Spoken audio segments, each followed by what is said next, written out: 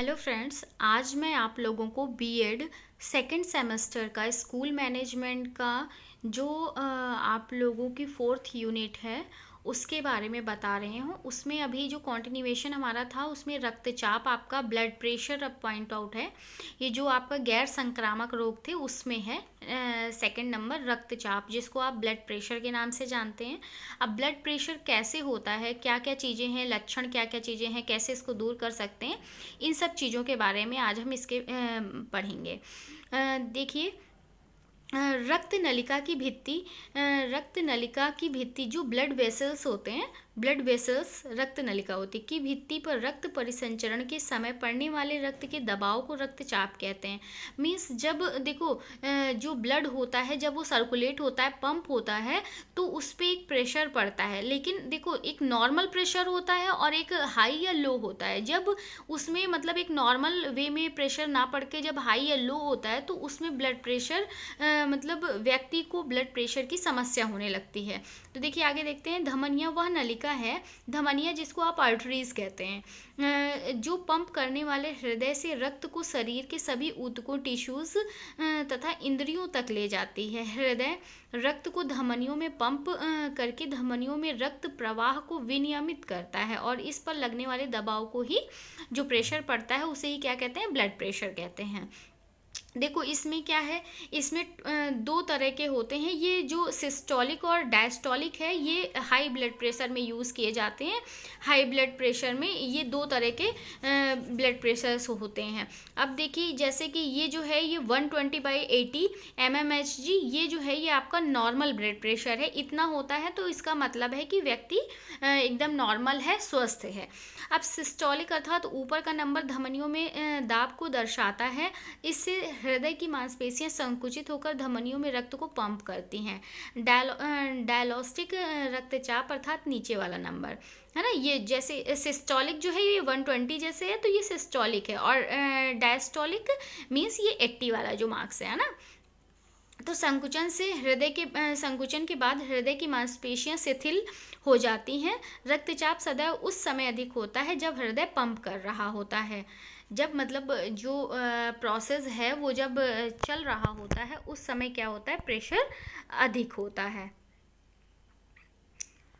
फिर देखिए अब हम लोग देखेंगे कि निम्न रक्तचाप क्या है, लो ब्लड प्रेशर क्या होता है। देखिए लो ब्लड प्रेशर क्या है, वह दाब है जिससे धमनियों और नसों में रक्त का प्रवाह कम होने के लक्षण या संकेत दिखाई देते हैं। मतलब जो ब्लड है वो बहुत कम मात्रा में धमनियों और नसों में, वेन्स में और आर्टरीज में प्रवाहित हो रहा है। जब रक्त का प्रवाह बहुत कम हो जाता है तो मस्तिष्क, हृदय और गुर्दे, आपकी जो किडनी होती है उसमें ऑक्सीजन और जो भी पौष्टिक पदार्थ हैं वो पहुंच नहीं पाते हैं। इसलिए क्या होती है, जो आपकी इंद्रियां होती हैं वो सेंस ऑर्गन्स होते हैं वो काम नहीं कर पाते हैं। इससे क्या होता है, स्थायी रूप से ये मतलब बेकार होने लगते हैं, आप ये कह सकते हैं खराब होने लगते हैं। धीरे धीरे आपको ब्रेन मतलब ब्रेन की प्रॉब्लम, हार्ट की प्रॉब्लम और किडनी की प्रॉब्लम ये समय समय पर मतलब बढ़ने लगती है। अब उच्च रक्तचाप के विपरीत निम्न रक्तचाप की पहचान मूलतः लक्षण और संकेत, ना कि विशिष्ट दाब या नंबर से। किसी किसी का रक्तचाप देखो 90/50 पे भी होता है, लेकिन उसमें निम्न रक्तचाप के कोई लक्षण दिखाई नहीं पड़ते हैं, इसलिए उन्हें निम्न रक्तचाप नहीं होता। ऐसे व्यक्तियों में जिनका रक्तचाप उच्च है तथा उनका रक्तचाप यदि 100 और 60 mmHg तक गिर जाता है तो उनमें निम्न रक्तचाप के लक्षण दिखाई देने लगते हैं।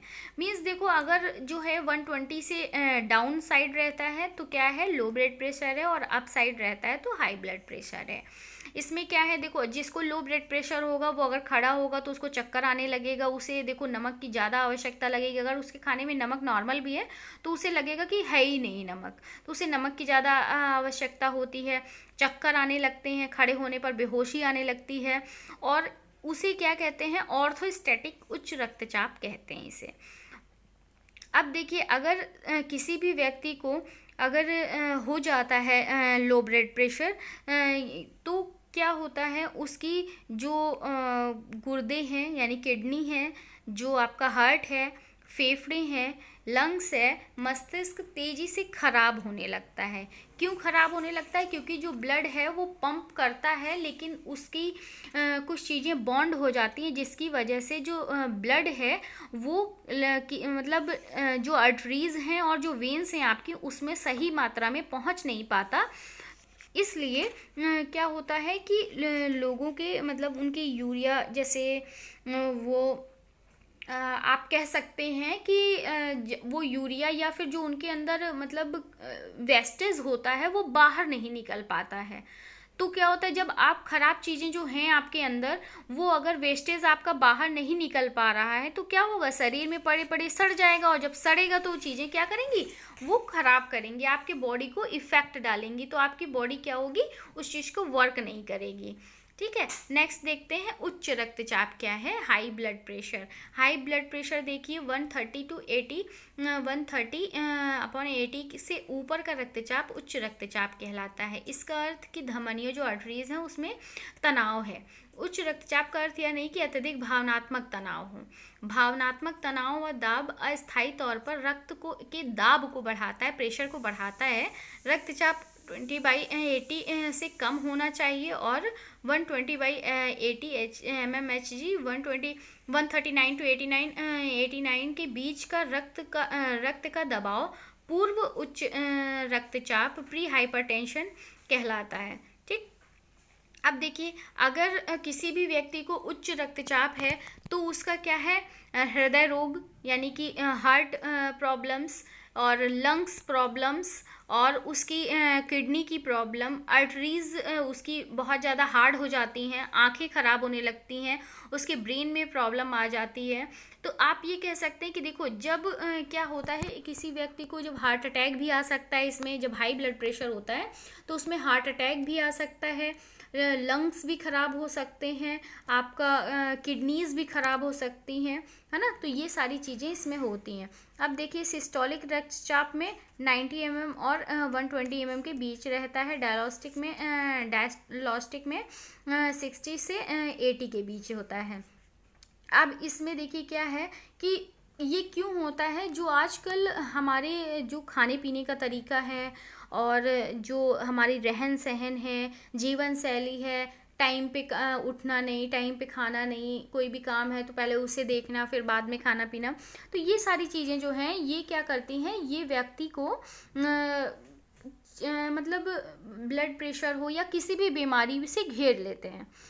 अब देखिए क्या है, हमारा हृदय जो है वो धमनियों के माध्यम से खून को शरीर में पंप करता है, मतलब आर्टरीज के माध्यम से खून को शरीर में पंप करता है, तथा हमारी धमनियों में बहने वाले रक्त के लिए एक निश्चित दबाव जरूरी है।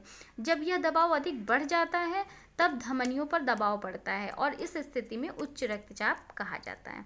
अब देखिए, जब एक देखो, अगर लगातार क्या है कि हमारे शरीर में कई तरह की हानि पहुंचा सकता है। अगर आपको लगातार हाई ब्लड प्रेशर की प्रॉब्लम है तो कई प्रकार की प्रॉब्लम्स आ सकती है, जैसे सिस्टोलिक प्रेशर, और दबाव दो प्रकार के होते हैं, सिस्टोलिक प्रेशर और डायस्टोलिक प्रेशर।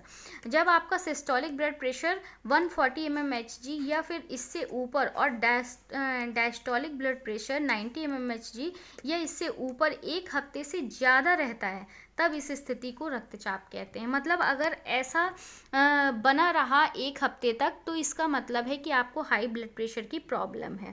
और देखिए, जो हाई बीपी है ये क्या है, इसके सिम्टम्स क्या क्या चीज़ें हैं। जो हाई बीपी है, देखिए, इसको हम लोग साइलेंट किलर के रूप में भी जानते हैं, क्योंकि अधिकांश लोगों को तब तक कोई लक्षण अनुभव नहीं होते जब तक कि वे दिल के दौरे या स्ट्रोक जैसी उच्च रक्तचाप की जटिलताओं से पीड़ित ना हो। मीन्स कि जब तक उनको एहसास नहीं होता, जब तक उनको हार्ट अटैक या फिर कोई स्ट्रोक या कोई ट्रॉमा नहीं आता, तब तक उनको ये पता ही नहीं चलता कि उन्हें हाई ब्लड प्रेशर की प्रॉब्लम है।